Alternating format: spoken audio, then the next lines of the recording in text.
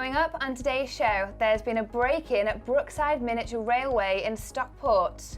Volunteers and visitors have been left devastated following the break-in where exhibitions and windows were broken. People across the country have been stockpiling hand sanitizer, long-life milk and toilet rolls. Major supermarkets have put limits on how many essential items people can buy. This weekend was a special one for the ladies. Around 2,000 people took to the streets of Manchester last Sunday to march together for International Women's Day.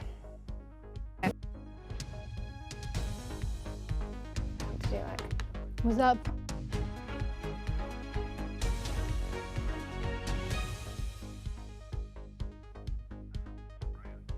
Hello and welcome to Quays News. I'm Freya Chappell. And I'm Khadija Rizvi. Coming up on the programme today. The suspects of a break-in at a Brooklyn miniature railway are yet to be found. Our reporter Hannah Bray has the story. Broken glass and discarded toys. This was the aftermath of a break-in at Brookside Miniature Railway. Well, we actually had 3 break-ins. First time we had the signal box broken into and a bit of damage done. Nothing stolen actually, it was more willful damage. And then we had this, what was a window here, was broken through one night and some things stolen from inside the shop. And then the night after they came back and sort of burst their way through the plywood and got back into the shop again and stole more of the same toys that they stole the night before. CCTV showed the robbers were wearing masks. Although they have still not found them, there was an inhaler left behind. So we put steel plates on the windows, which you can imagine didn't look that good. Until a street artist by the name of Kelso came along with spray cans and has actually done murals on the outside of the station shop, and they look absolutely fantastic.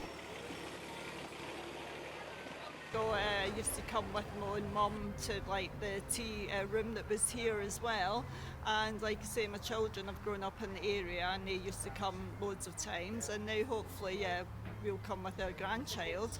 I think it's an excellent garden centre, excellent tea room. What's happened is, as a result of petty theft really, some willful damage which cost more money than the actual stuff that was stolen. We've ended up with a nice piece of art outside now for people to appreciate and look at. So all in all, you know, we've just got to smile and carry on. Have you struggled finding any products in the supermarket this week, Khadija? I can't find any hand sanitizers. That's the issue many shoppers have faced across the country. Worried shoppers are panic buying products, and retailers have begun to restrict sales of essential items. The UK government has insisted there is no need to buy in bulk and that supplies will not be affected by the outbreak. We have Carolina Tasso joining us at the studio to update us on the situation in Italy. So welcome, Carolina. Your family is currently in Italy, and how is this affecting you right now? Yes, my family lives in Parma, Emilia-Romagna, which is one of the regions that was affected the most by the virus. So as you might know, we have more than 10,000 cases in Italy at the moment, and in my city there are more than 600.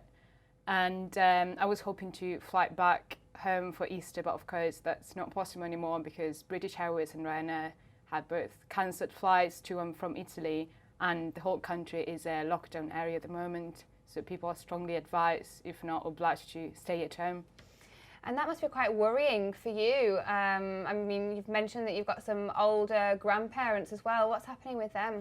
Well, my grandparents are both more than 85 years old, and of course with the self-isolations, there's no one that can look after them, and they themselves are quite worried because they know they're very exposed to the virus, and because the hospitals are so crowded at the moment, they might be even rejected if they have pre-existing conditions.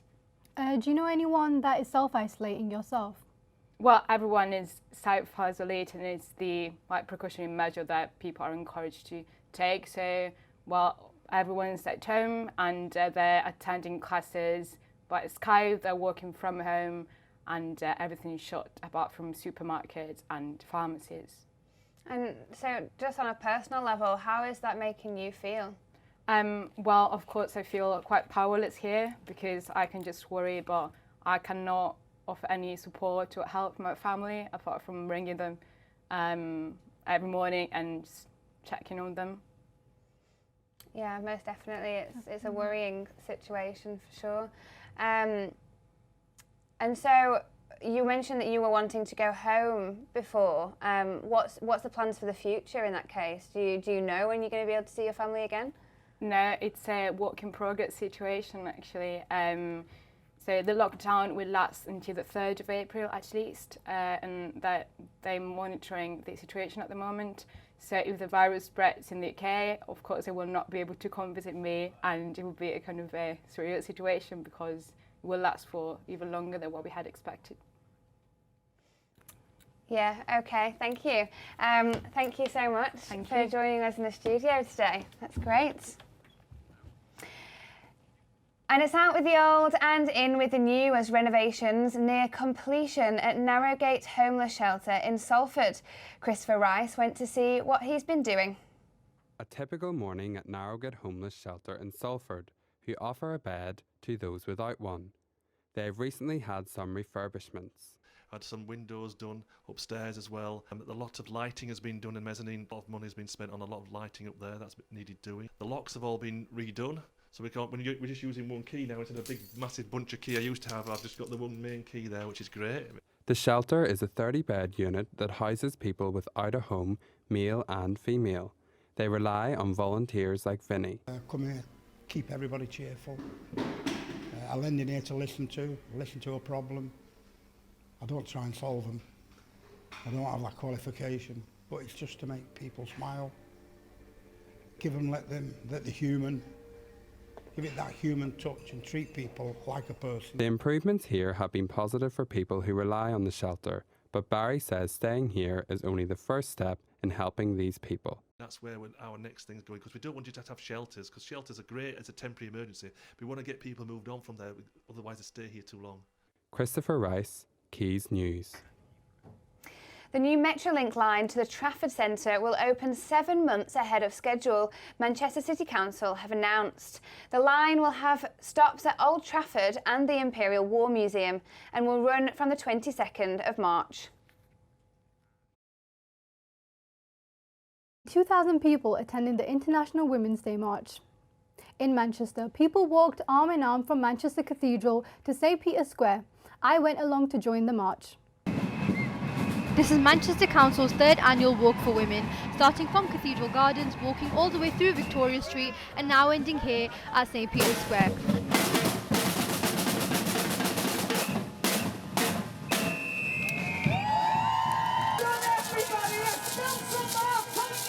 The women, we are superb, we're super strong.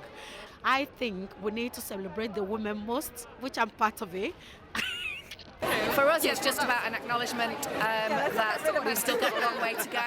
I think there's always that stereotype of, it's International Women's Day, it's a women's event, but it's an event for everybody.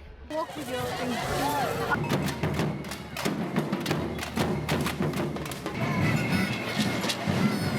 I wanted to start something that literally every single person across Manchester could come to, and every single person could get involved and enjoy, and they could make noise, they could walk quietly, they could do whatever they wanted to.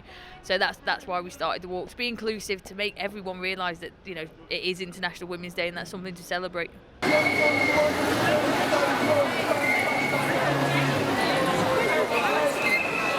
So let's talk and walk together today, celebrating women internationally and everything they can be. In a world where there is full gender equality, we can all be free.